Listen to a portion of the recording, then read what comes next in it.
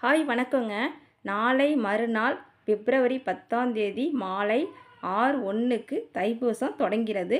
மறுநாள் மாலை பிப்ரவரி 11ஆம் தேதி 6:40க்கு முடிவடையுது.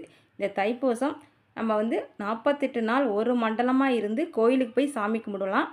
அப்படி முடியலனாக்கா 6 நாட்கள் விரதம் இருந்து முருகருக்கு வழிபடலாம். அதுவும் முடியலன்னா ஒரு நாள் விரதம் இருக்கலாம்.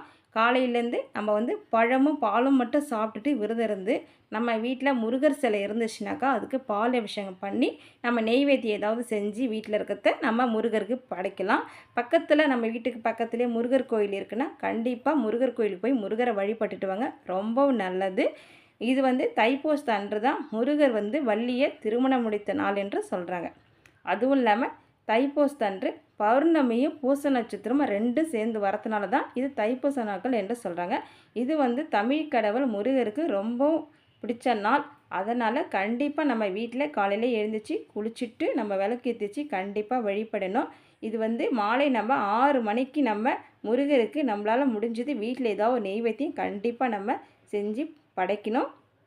முருகர் நம்ம கூட எப்போவும் அவருடைய அருள் நமக்கு கண்டிப்பாக கிடைக்கும். கண்டிப்பாக வழிபடுங்க. முருகர் எப்போவும் நமக்கு இருப்பார். ஓகே, பாய்.